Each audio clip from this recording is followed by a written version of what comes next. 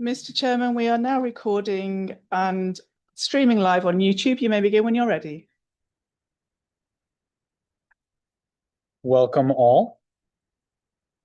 I'd like to remind members that these meetings are in person.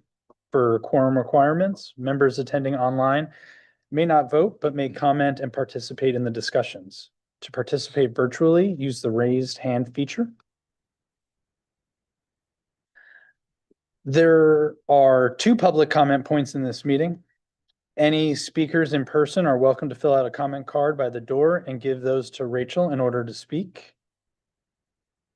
And with that, I'm going to turn it over to Slade for agenda review. All right, thank you, Chair. Welcome again to everyone joining us in person and online. To our tech members, on the table in front of you, there's a paper guide showing you how to use the boardroom screens at your seats. We hope this is helpful for our new members, but also for our returning and longtime members, just so you can use the resources available to you. And, there may be some hidden features you were unaware of. So thank you to Rachel for whipping those up for us. Some additional housekeeping. The MetroPlan Orlando office will be closed on Thursday, June 19th in observance of Juneteenth. And also, I wanted to introduce you to a new member of the MetroPlan Orlando communications team. Giselle Valadez is our new communications specialist for community outreach. She will be focusing on public engagement and coordinating with regional partners, and she'll lead many of our outreach efforts. She has a background in transportation and transportation outreach from the West Coast, so we welcome her to Orlando. Also want to remind everyone about the FDOT Advanced Air Mobility Workshop next week from June 3rd to June 6th. It'll be just across the street at Orlando City Hall. If you or your respective elected officials are interested in attending, please visit the link in your agendas to register for that event. Also a reminder that the FDOT Speed Safety Survey will close on June 30th and is currently open for all who are willing to participate. The survey is part of the FDOT District 5 Central Florida Safety Strategic Plan, so please take a look at that.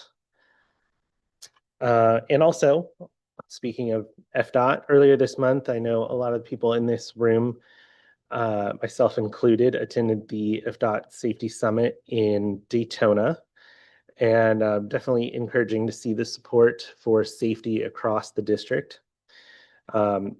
There are several very deserving people and organizations that received recognition. Just to toot our own horn for a second, MetroPlan Orlando is honored to bring home the Randy Schrader Lifetime Achievement Award for outstanding support and commitment to pedestrian safety, which was awarded by Best Foot Forward. And that seems like a good segue to lead into Mike and his safety moment. Thank you, Mike. Thank you, Slade, and good morning, committee members. May is Motorcycle Safety Month. We're just about wrapping it up here. And I'm sorry, we've covered motorcycle in the past. We'll give it a little different angle this time. That we have over 200 fatal or serious crashes per year in our area involving motorcyclists. Fortunately, that has dropped about 11% from pre-COVID levels, but it hasn't dropped as much as crashes for automobile users. So lagging behind there. Motorcyclists only account for about 3% of our registered vehicles, but about 15% of our fatal and serious injury crashes. Not surprising, given the characteristics of the vehicle. Experience and training are really critical for motorcyclists. National research has revealed that riders with less than 2 years of experience have 2 to 4 times greater crash risk compared to experienced riders. And that's not just about age. When older people get are new to motorcycling, they have the same issues. So it's really more about experience than about attitude and age. Fortunately, in the Metro Orlando area, the Osceola County Sheriff's Office has been hosting the Smart Motorcycle Safety Course. This is in addition to what you would learn in a basic motorcycle endorsement course. It's the type of skills that actually they teach to their motor unit in law enforcement. So even people who've been motorcycling for quite some time report that they learn some important skills out of that course. And you can learn more about that course at ridesmartflorida.com. And that concludes my safety moment for this month. Be happy to take any questions. Thank you, Mike. Do we have any questions? Seeing none, I had one, and you might not have this, but is that 2 years of experience? Is that a similar rate with vehicles as well? More severe given the nature of the vehicle. Thank you.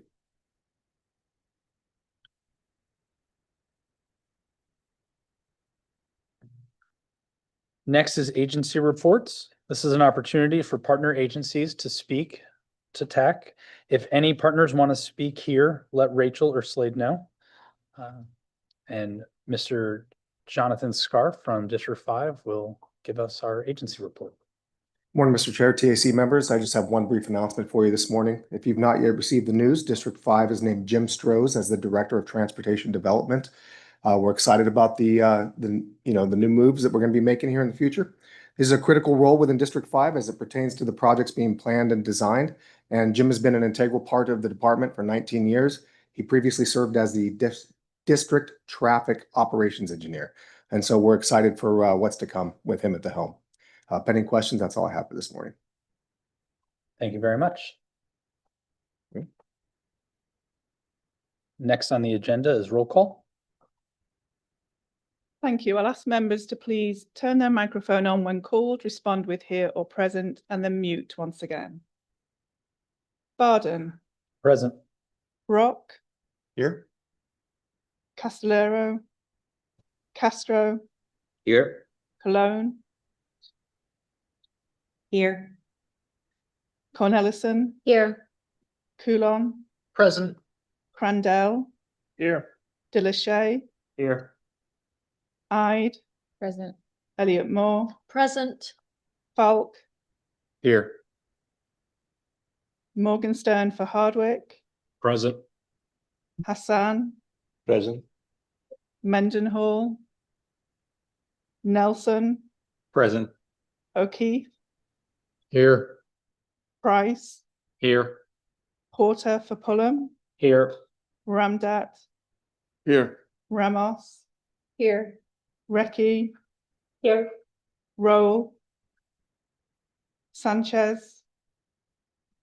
Sanders. Here. Senerans. Here. Smith. Present. Story. Here. Stoltz. Here. Torres. Here. Wharton. Here. Martello for Williams. Here. Yeargain. Here. And I'll just return to Cash. Present. Thank you. Mr. Chairman, that concludes the roll call. We have a quorum. Thank you, Rachel. Next on the agenda is our comment presentations. We have 3 presentations today. These presentations are intended for the combined membership of TAC and TSM&O and presented at the beginning of this meeting for this purpose. Members with questions can stand their nameplates on end. Please remember to turn on your mic. Our first presentation is with Jason Sartorio from Metroplan Orlando with the preview of the Transportation Improvement Program for fiscal years 26 to 2030. Thank you. Good morning, Chairman and committee members. This morning I'll be presenting a preview of the fiscal year 2026 to fiscal year 2030 Transportation Improvement Program, also known as the TIP. In your agenda packets, you'll find a link to the draft document for your review, and the new TIP will be coming back during the June and July board and committee cycle as an action item. So the purpose of the TIP is to identify all federal and state funded transportation projects for the next 5 years. The TIP also includes partner funded projects and Central Florida Expressway projects for informational purposes. and to give a broader understanding of funding in the region for transportation.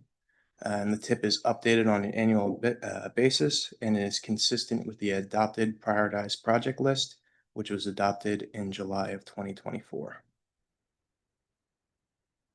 A little bit on the organization of the TIP. The TIP has several sections. It includes the introduction and overview, a list of regionally significant projects, financial summary by funding category. There's also 11 project listing sections, which are on the left side of the screen. After that, there's an abbreviation and acronym guide. There's references to the adopted priority list and a system performance report. And within the TIP, we have approximately 383 projects with approximately 7.5 billion in funding. And over the course of this presentation, I'm going to highlight a few of those projects. So the National Highway System includes projects on the Interstate Highway System, Strategic Intermodal System, and National Highway Freight Network. In our region, the National Highway System mainly consists of projects along I-4. Within the TIP, there are 23 projects along I-4 with 2.7 billion in funding. And a few projects we would like to highlight. The first two are moving Florida forward projects. One will be adding an additional lane along I-4 from west of State Road 536 to west of State Road 435, which is Kirkman Road, and that's in Orange County. Another will be adding an additional lane in Osceola County. That's on I-4 from west of County Road 532 to east of County Road 522. In Seminole County, we have a project that will be adding an additional lane and doing reconstruction from 1 mile east of State Road 434 to east of US 1792. And for more information on I-4 projects, you can visit the state website, movingi4forward.com. Thank you. Now I'll highlight some truck parking projects. Truck parking is a high priority in the Metroplein Orlando region. Within the TIP, we have 5 truck parking projects with approximately 105 million in funding. A few projects we would like to highlight in Orange County. We have the Sand Lake Road site. In Osceola County, we have a truck parking site on Osceola Polk Line Road. Also in Osceola County, the Turnpike has plans for a truck parking location at the Canoe Creek Service Plaza. And finally, in Seminole County, we have a truck parking site in Sanford. Next, we have projects on the state highway system. In the TIP, we have a total of 66 projects on the state highway system, with approximately 723 million in funding. A few projects we would like to highlight. In the eastern part of Orange County, we have 2 projects that are going to add lanes and rehab pavement on State Road 50. The first is State Road 50 from east of Old Cheney Highway to Chuliota Road. The second is from Chuliota Road to State Road 520. In the Kissimmee area, we have an intersection improvement at John Young Parkway and Pleasant Hill Road. And in Seminole County, we have a project on State Road 434 that will be adding roundabouts at several locations between west of Jetta Point to south of Artesia Street. Now we're going to highlight some complete streets projects. Complete streets projects are off the state highway system. They're projects off the state highway system that improve safety and reliability for all users.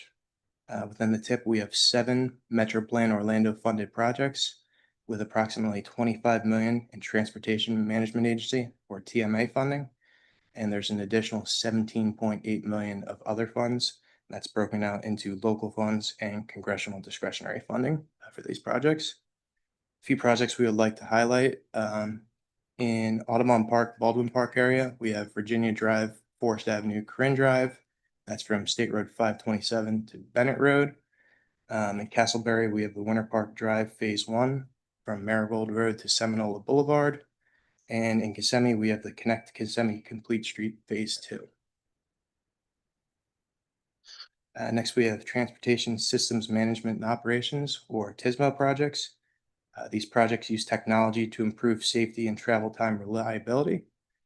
Within the TIP, we have 14 Metroplein Orlando funded projects, with approximately 26 million in TMA funding, and an additional 17 million in local funds. A few projects we would like to highlight. In Orlando, we have the citywide pedestrian traffic signals. In southern Orange County, we also have the John Young Parkway ITS from Hunter Creek Boulevard to State Road 42, which is Sand Lake Road. In Orlando, we have the Carrier Drive, Mandarin Drive, Tismo bundle. And then in Osceola County, we have an arterial traffic management system on Boggy Creek Road from Simpson Road to Narcoossee Road. Next, we have the standalone bicycle and pedestrian projects. The TIP has 11 Metro Plan Orlando funded projects with 37.5 million in TMA funding. There's an additional 30.8 million in local funds on those projects. In the Pine Hills area, we have the Pine Hills Trail Phase 2 from north of Bonnie Bray Circle to Clarkona or Covey Road. We also have 4 segments of the Shingle Creek Trail. In Orange County, we have the Kirkman Trail section, which is from Old Winter Garden Road to Raleigh Street. In Kissimmee, we have the South Phase 2B, which is the Yates connector. In Kissimmee, we also have North Phase 2C, which is the County Line connector. And then in Orange County, we have Phase 4, which is from Alhambra Drive to Old Winter Garden Road. Additionally, in this section of the TIP, we also have a couple of sidewalk bundles, including the Orlando Sidewalk App bundle. Safe routes to school include sidewalk projects in your public schools. Within the TIP, we have 3 safe routes to school projects with approximately 1.9 million in state funding. There's an additional 846,000 in TMA funding, and there's also 1.3 million in local funding. In Kissimmee, we have Phase 2 of a sidewalk gap project at Deerwood Elementary School. In St. Cloud, we have Phase 1 of the Hickory Tree Elementary School. And then also in Kissimmee, we have Phase 2 of the sidewalk gap project at Boggy Creek Elementary and Parkway Middle School. So transit and commuter rail are 2 separate sections within the TIP. The transit and transportation disadvantage section of the TIP includes operations and capital for funds like links. The TIP includes approximately 380 million in funds. And the commuter rail section of the TIP includes Sunrail projects. Within the TIP, there is 178 million in funding. So as you can see, we have a lot of transportation related projects going on in the region over the next 5 years. We have a total of 271 federal, state, and turnpike funded projects with approximately 5.5 billion in funding over the next 5 years. And this does not include the 1.3 billion of local funds that our partner agencies contribute to projects. And this also does not include the partner funded projects that were submitted for informational purposes only. And the pie chart on the screen breaks it down by section of the TIP. And it should be noted that the I-4 funds, which make up approximately 49% of the pie chart, include the $2 billion in discretionary funding that we received as part of the Governor's Moving Florida Forward initiative. So within the TIP, we have a total of 39 projects that MetroPlan Orlando funds using our TMA funds. It's approximately 145 million in funding over the next 5 years, and this does not include the 31 million in TMA funding that was added to the 3 state highway projects a little while back in order to help the state balance the work program. The table displayed breaks these down by project type between complete streets, bicycle and pedestrian projects, TISMO, and transit capital. So this year we have multiple ways for the public to participate at their convenience. You can watch this year's TIP video, which explains ways to explore its content and participate in the planning process, and that will be located on our YouTube channel. Additionally, you can join us in person or virtually at any of our upcoming board or committee meetings and have the opportunity to leave a public comment. You can also attend our in-person open house that's at the Seminole County Library in Oviedo on June 17th from 1 p.m. to 4 p.m. We'll also be hosting 3-hour-long virtual Ask a Planner About the TIP sessions.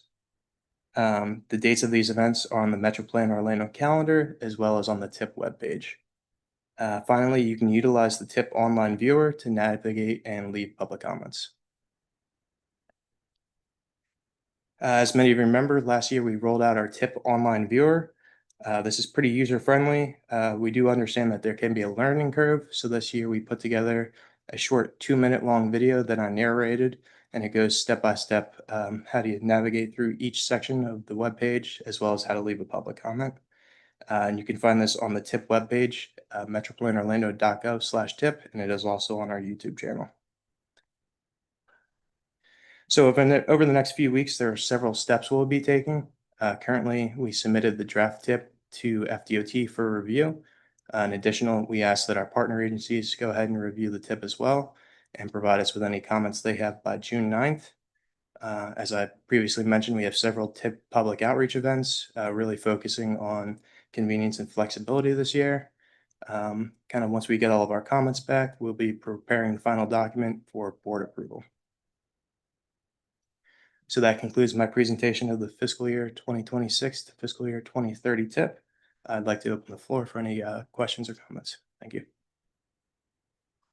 Any questions for Jason? Thank you very much for that. What's the best way to identify the new projects on the list that have come from the PPL?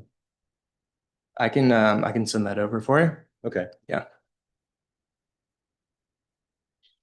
Only question I had was it discussed or thought about having any of the public in-person meetings not during the typical work hours of a weekday? Because I know on some of our public engagement, we've had requests to have on weekends or at nights, because June 17th, I think, is a Tuesday. Yeah. Just At the beginning, we had a couple additional dates, kind of spaced them out a little bit. This year, the work program came out a little bit later, so our time frame was a little bit compressed.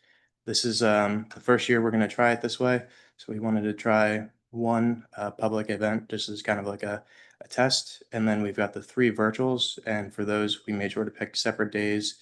We have one in the morning, one at lunchtime, and one in the evening, just to try to kind of spread that out and make it as convenient as possible. thank you. Yep. Any other questions for Jason? None? Thank you very much. Yep, thank you. Our next presentation is from Slade Downs from Metroplan Orlando with the preview of the prioritized project list. Welcome, Slade. Hey, thank you. Good morning again. And like Lenny just said, I'll be giving you a run through of this year's annual update for the prioritized project list preview. So a bit on background, I think a lot of people in here are familiar with the PPL, but just for those who aren't, this is an annual update process, just like the TIP. So where you have the TIP describing projects and project phases that have received funding over the next 5 years. And you have the MTP, which shows you kind of what we have planned and would like to do in our scenarios, feasibility over the upcoming 25 years. The PPL kind of acts as a bridge between those two plans. So for the 10 years following the TIP, projects and project phases that have not yet received funding but are kind of on deck to receive funding, that's what lives within the prioritized project list. The kind of goal of that is to really get kind of ducks in a row, get everything aligned, resources in place so that when the money becomes available for those projects that are rising up to the top of the PPL, when that money becomes available, then we can kind of hit the ground running and get those projects moving. So a bit on our approach to the PPL, like I just mentioned, that we stay consistent with the MTP, where we've already established our needs, our cost feasibility, our costing forecasts, but the availability of funds and the readiness of each project phase is where we really get into the action on the prioritized project list. The prioritization within those lists is consistent with policy set by the board and board direction. It's a performance-based process, and the kind of nuts and bolts and formulas of that prioritization are available in Appendix B of the PPL if you want to kind of dig deep and see how all of that works. But the long and the short of it is it's our end goal to deliver high quality projects that help improve the transportation network of the region. So this is a list of the different project funding, or excuse me, different funding programs and project lists that you will find within the PPL. This diagram is pulled straight from the MTP, so it is certainly consistent with the MTP. Each of these has a one-sheet summary within the prioritized project list. I'm going to be giving you a really quick run through of the next couple slides, but definitely encourage you to take a look at those project summary sheets and the full project tables to kind of get a more detailed understanding of each of them. So first up, we have our interstate highway system and strategic and intermodal system list. Top priority is building out the rest of the Moving Florida Forward program in our region, and definitely our truck parking projects that Jason was just talking about. Those play into kind of our regional freight goals. You can find the summary sheet for this program on page 12 and the full list starting on page 25. Next up, we have our state highway system. Just as it sounds, these are our key priorities for the state roads within the region. And we work with FDOT on this list. You can find kind of more information on page 13, and the full list starts on page 28. So next we have our complete streets projects. This and the next few lists that I'm going to talk about are funded with urban area funds, meaning that they're at the discretion in the protocols approved directly by the Metro Plan Orlando board. These projects are kind of what we see as feasible to get started and start moving through the process as we are working towards the 2050 MTP update and adoption at the end of this year. And I'm sure Taylor has more on that following my presentation. So you can find out more about the Complete Streets program on page 15 and the full list on 37. Next, we have TSMO, Transportation Systems Management and Operations. These are our key priority phases for funding on that program. You can find out more on 17 and the full list starting on 39. And we have our pedestrian and bicycle infrastructure projects list. Just as it sounds, this is where our pedestrian bicycle infrastructure projects live. You can find out more on this on page 20, and then the full detailed project lists on page 42. Next, we have our school mobility and safe routes to school program. These key priorities are where those projects live around the region, and you can find out more about that program on page 21 and the full list on page 44. And finally, we have our regional transit projects list. Key priorities definitely amongst Lynx and Sunrail. You can find out more about how that program operates on page 23, and then the full list of priorities on page 53. So I know that was pretty rapid fire, so I definitely encourage you all to take a look at the full plan. We are asking for your feedback by June 9th, which I know is a quick turnaround, but we do have to bring it back at the next committee cycle for you all to look at the final version. So we need a little time to get all of those feedback and those edits incorporated. So if you have any questions about any of the projects, definitely shoot me an email or Taylor, get those into us and we can hopefully answer those and get back to you on that. And so then our kind of final action on this will be to bring the final version back to you next time and then bring the full version to the MPO board for adoption on July 9th. And with that, I'd be happy to take any questions. Thank you. Thank you, Slade. Do we have any questions for Slade? Bill? Consistent. You have a list of the projects that came out of the MTP into the PPL this year, or can we get that? So as far as projects that have come out of the MTP into the PPL, that would. Yeah, Taylor, can I phone a friend on that one? I'll just bring this since I'm the next presentation. So in terms of the prioritized project list, get a little closer. Is better? All right. So the prioritized project list is a short list of the first 10 years of our long range plan. So it's basically, and please forgive me for oversimplifying this, a copy and paste from the long range plan to the PPL. So we don't see projects moving from the MTP to the PPL because that's happened at the initial development of the prioritized project list.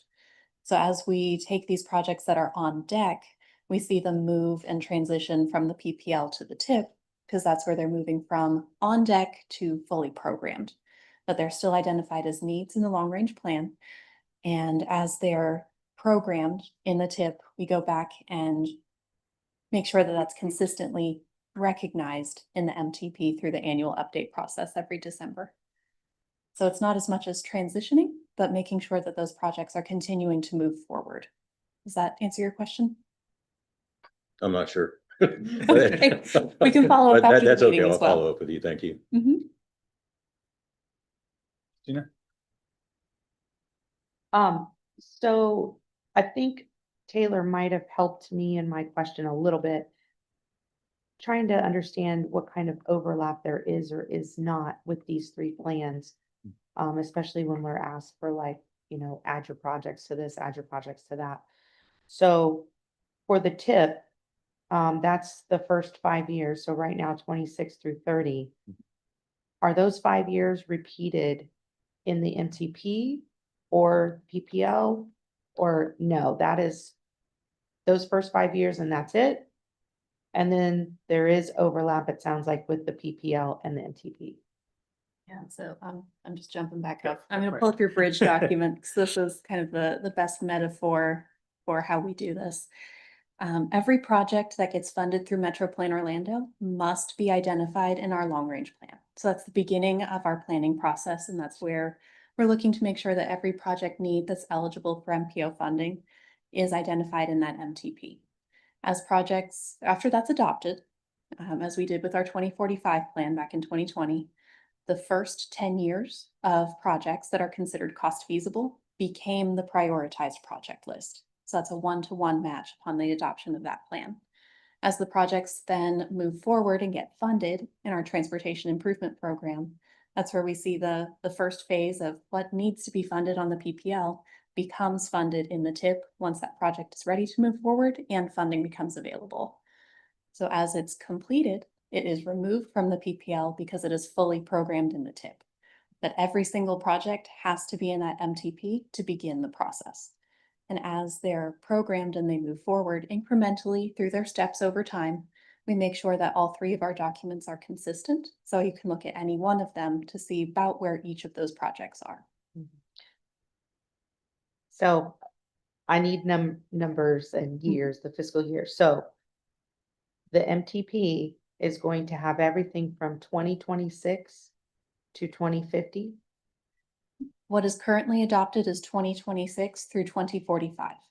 What we're working on right now for the 2050 plan, and what I'll Yeah. talk about in a couple minutes, Mhm. is 2031 through 2050, those fiscal years, which consists of the first 5 years of the TIP at that point in time, plus everything beyond that. Okay. Okay, so there is overlap, it sounds like, with the MTP that has everything in it Yes.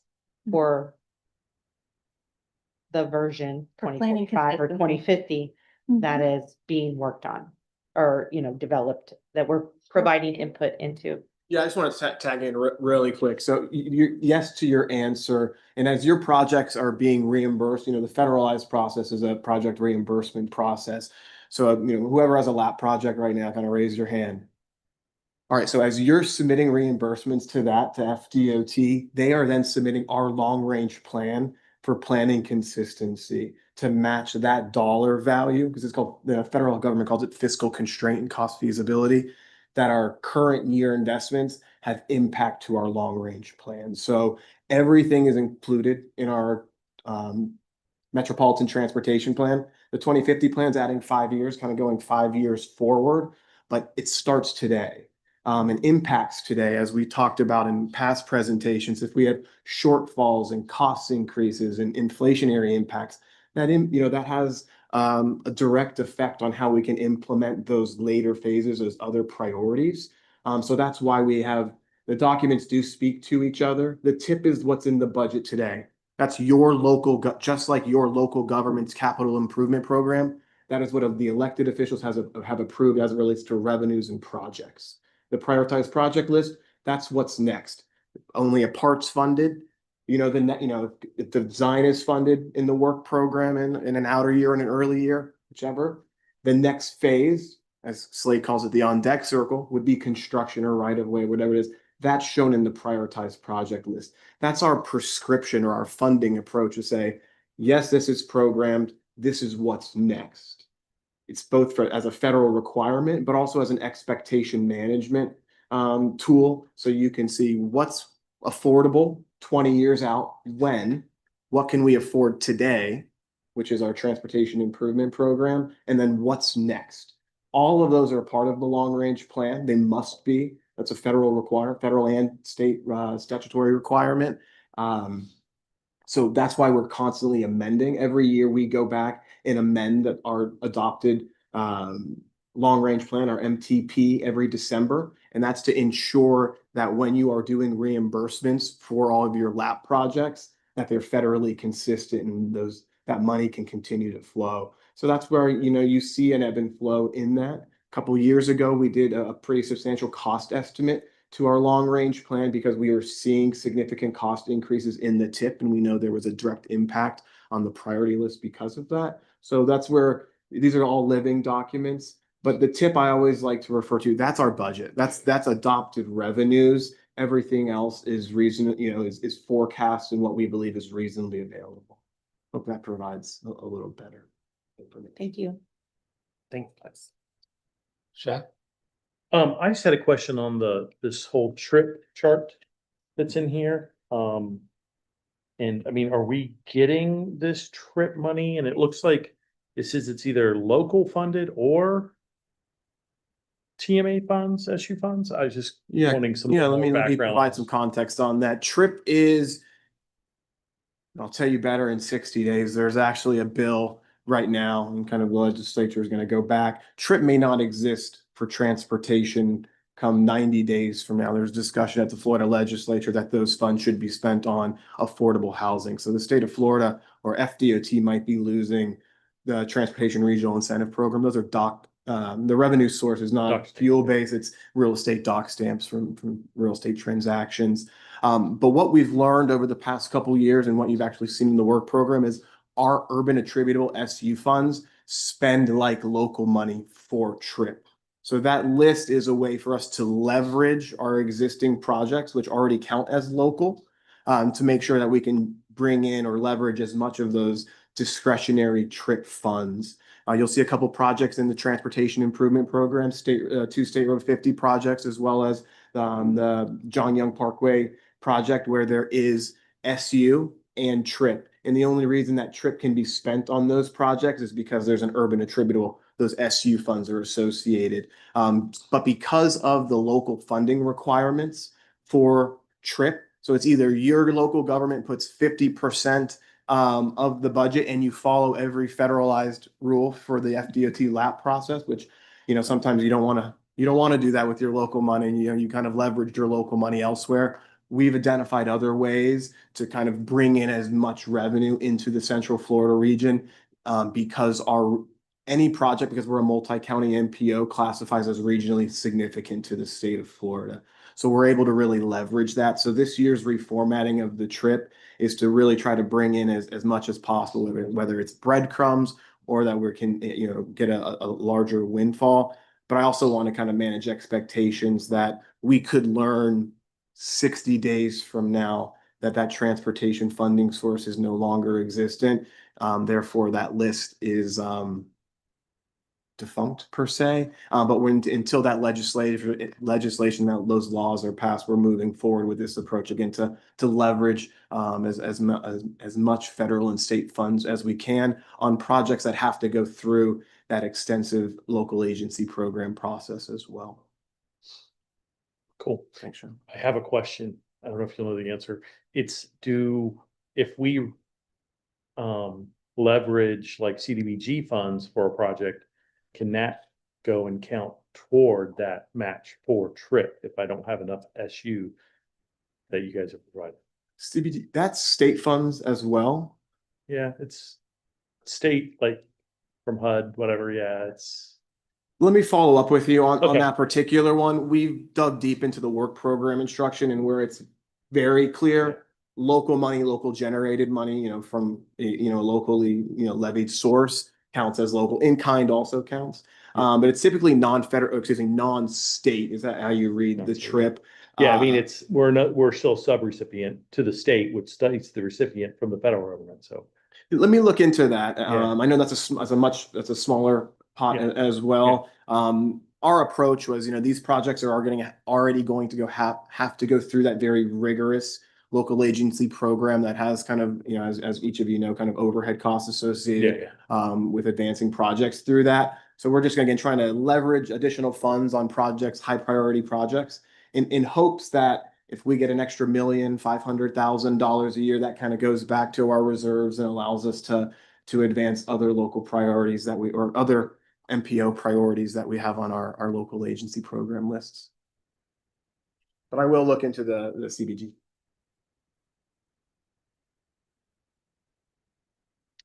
Any other questions? Seeing none. Thank you, Slade. Right, thank you. Our final comment presentation today will be from Taylor Laurent from Metro Plan Orlando with the 2050 MTP status update. All right, I didn't go far. Okay, so with our 2050 MTP, following the theme of our discussions today from near term with the TIP, midterm with our PPL, now it's time for an update on our long-term planning for the MTP. Additional information about the development and status of the 2050 MTP is included in your agenda packets. For our Technical Advisory Committee members, that's under Section 1. For our TISMO Advisory Committee members, that is under Section 3. And that does include our most recent public engagement reports as well. But diving straight in, thank you to all of you who are assisting us with our coordination on the development of our planning consistency lists. So to kind of build on the discussions we've been having, these planning consistency lists are intended to document the transportation improvement projects that are going to be locally funded, toll funded, fully state funded, items that aren't going to be funded through Metro Plan Orlando, or projects that are not eligible for Metro Plan Orlando funds. So those would be for projects that are generally located off of the functionally classified network on local roads. Just want to toss that out there. We've received a few questions about this particular review, really focused around duplicate project records from what we had talked about during our state highway system and off-system reviews that we completed last year. If there were any projects or comments submitted to our team at last year that were for projects that are located outside of what the MPO can fund, so on local facilities, those projects and those comments were addressed and added to this planning consistency list. So a locally funded project list, so we can identify what that project need is. So there is a column in that giant spreadsheet. Please call me if you've got any questions about it. That references where that particular record came from. If it was a comment that we received from your agency, we've documented that. Or if it's a legacy project that we had from the 2045 MTP that kind of needs to be revisited to make sure that it's still up to date, something that we still want to continue with, that's also identified as well. So if you do have any questions about that planning consistency review, or any of your staff do that are assisting you with this, please let us know. But we thank you in advance for submitting your comments by June 13th to allow us to develop that for our 2050 MTP. What we also have going on is a needs dashboard. So I mentioned the other half of the review. the state highway system and the op system MPO eligible projects for funding. That dashboard is coming soon. We're going to be recording a how-to video to be able to interact with that dashboard a little more easily, and then getting that up on our website for you to, as well as the public to use. Then following up on our funding policy discussions from your last meeting, we have had a few questions from our various committees about how different types of funding are available and used for transportation projects and how they fit into the 2050 MTP. So this might be a refresher for you all, but I'm going to go through it just to make sure we're all on the same page and making sure that we know how each of these fund types are going to be represented in the MTP, what those dollar amounts look like on a 20-year basis compared to an annual basis, and how this all fits together. So there are 4 primary types of funding, or buckets of funds, you'll go with my metaphor today, that are represented within the 2050 MTP. The first are federal and state funds that are used for the state highway system and only eligible for that. And that comes out to just over $1 billion over a 20-year planning horizon. These funds are eligible to use for new roads, roadway widenings, urban corridor improvements, operational solutions, active transportation projects, and the like. That's not an exclusive list, but they must be exclusive to the state highway system.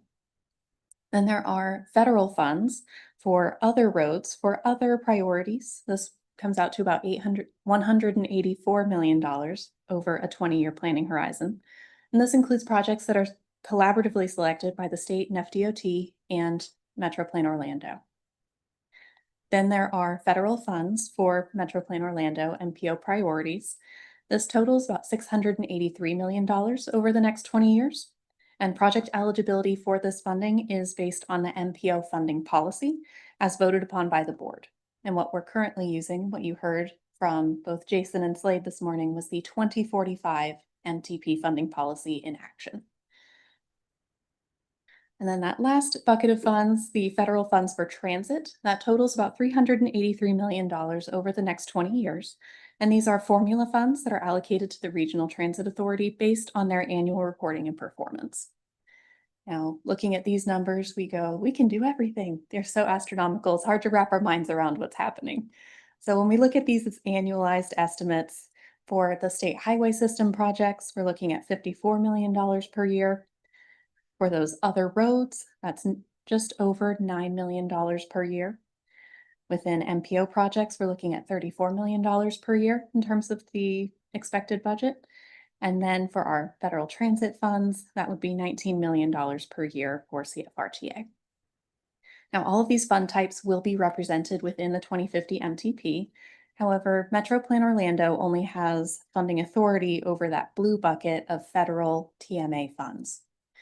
So as we look at this particular one, when I refer to funding authority, that's a direct nod to that funding policy that we've been discussing today, which informs us on how the MPO TMA funding within this particular bucket is to be spent.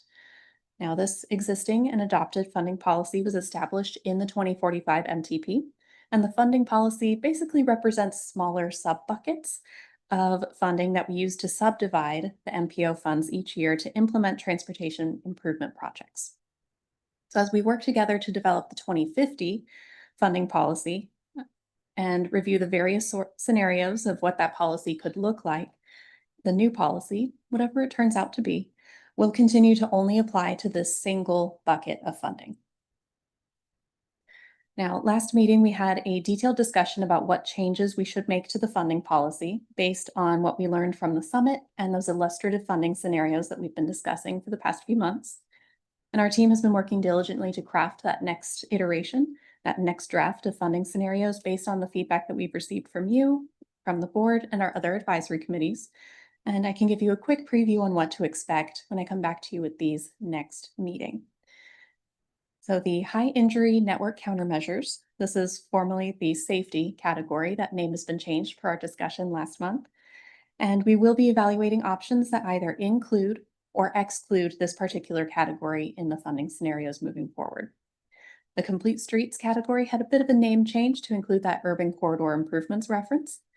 The TISMO category will be evaluating options that either include or exclude a new sub-bucket within this particular category or a boxed fund, if you recall our conversation last month, for intelligent transportation systems projects specifically. Our active transportation section will include a school mobility program, sub-bucket or boxed fund through all future funding scenarios, because that is something that we built consensus on during our previous conversations. But then we will be evaluating 2 different options for the remainder of the funds under that active transportation category. They will either be restricted in terms of project eligibility to only allow those extra funds to be used for trail projects. And then we will look at another option that does not include any restrictions, any additional restrictions to that active transportation category. The Transit Capital Fund or modal category will make sure that we're not imposing any additional restrictions to the funds in that category. The funding will be allowed for all capital improvements. And then we will be considering a widening or new corridor development category, evaluating options that either include or exclude this new category. So next month, you will be receiving the second draft funding scenarios as part of your agenda packets, or for those attending the technical workshop on June 12th, you'll be able to see them early there first. But at your next meeting, we're going to be asking for your feedback on those specific new scenarios. So the MTP team can consolidate and refine those scenarios into a single recommended funding scenario that we can use to develop the cost feasible plan. So when we come back to you in late August for that technical advisory committee meeting, you'll be able to get a preview of the 2050 MTP cost feasible plan, which is based upon that recommended funding scenario. With those key milestones in mind, we are still on track to adopt our 2050 MTP this December. With that, do we have any questions this morning? So with the annualized 34 million, is the assumption that's kind of just a flat 34 each year, or is there any kind of increase over time? Or is it just, we have can't remember, the bucket, this is how much each scoop of the bucket is for each year? We've got a detailed funding revenue analysis that's going to be a whole chapter of the 2050 MTP. In short, this is what it annualizes to for quick reference with what we're doing. But we can talk more about the specifics about how that was estimated kind of following the meeting. But when we look at how we're expending it, so that's generally where this group gets a little more excited. We are including, or let me take a step back, all of the project needs that have been identified. We've worked really well together to make sure that they're right-sized, that they're projects that are financially feasible if and when we take them on, not a 30-mile, let's do this, all of it at the same time. So that's not financially feasible. We've also worked directly with you to look at the project complexity for each of these individual projects as well, because we know that influences the project cost. So that is already included in the work that we've done. And what you'll see as we look to the number of projects that could be implemented with the cost feasible plan, that's where we're bringing in the time value of money for those expenditures as well. So you will see some of those inflation rates incorporated. Any other questions? Seeing none. For the June 12th workshop, have invites already been sent out? I missed that? Calendar invitations have been sent out. The agenda packet will go out next Thursday, June 5th. So if it's not on your calendar, let me know. We can get the hold there for you and make sure that you get the full agenda packet in advance of that June 12th meeting. Thank you so much.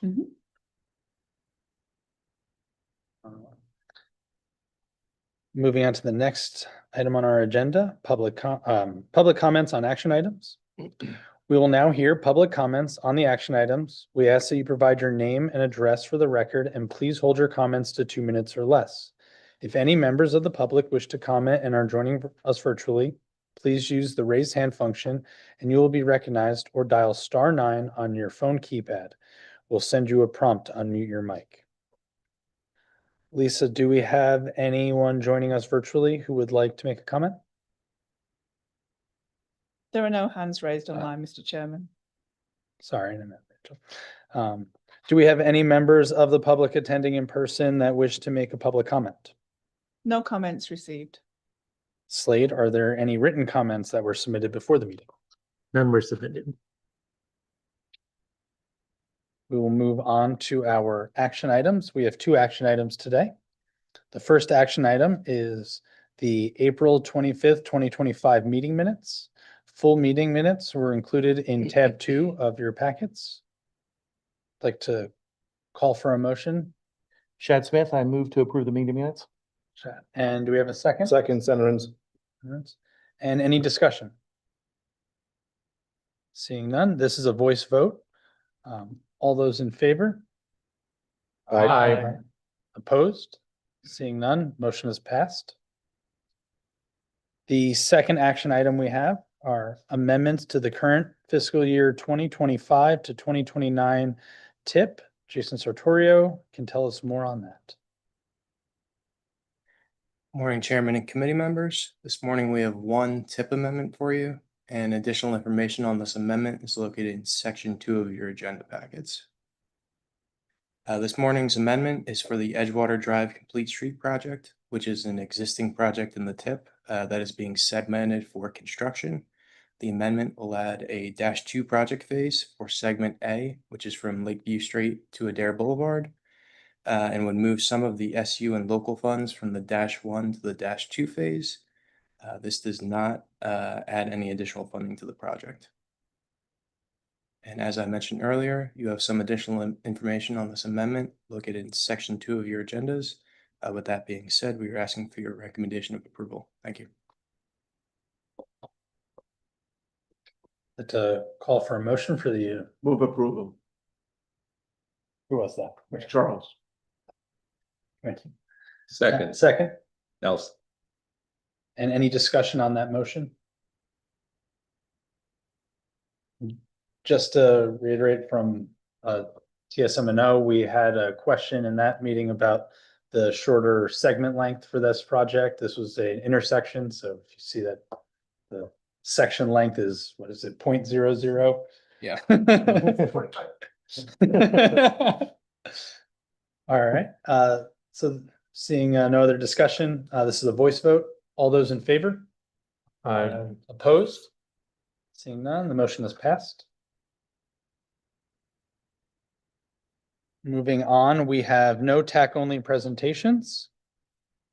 Our general information, there are several items in the general information section and in tab 4 of the agenda packets. Our upcoming meetings of interest, our next TAC meeting will be held in person on Friday, June 27th. The next board meeting for MetroPlan Orlando will be held in person on Wednesday, June 11th at 9 a.m. A full list of meetings are on the agenda. I'd like to move on to member comments and other business and call for any committee member comments. Any members have any comments? Yes. Just two quick things. One is for the AAM, the Advanced Air Mobility Trainings. It does list 3 days, but just to be clear, it's only a few hours each day. There's 6 different sessions, so it's not 3 days straight. And then just want to call out, because I know a lot of our partner agencies and folks around this table are probably participating in the ITE international meeting, annual meeting, which will be held in Orlando in August. So I would recommend folks check it out if you can. There's a lot of great projects, and I think a lot of our members will be able to highlight the work that they've been doing in Central Florida. So that'll be in August 10th through the 13th at the Hyatt Regency down on I Drive. Thank you. Any other comments? Seeing none, we'll move on to public comments. We will now hear public comments on all business. We ask that you provide your name and address for the record, and please hold your comments to 2 minutes or less. If any members of the public wish to comment and are joining virtually, please use the raise hand function and you'll be recognized, or dial *9 on your phone keypad. We'll send you a prompt to unmute your mic. Do we have anyone joining us virtually who would like to make a comment? No hands raised online, Mr. Chairman. Thank you, Rachel. Do we have any members of the public attending in person that would wish to make a public comment? No comments received. Slade, are there any written comments that were submitted before the meeting? No written comments received. Okay. With that, there's no other business, and this meeting is adjourned at 11:03.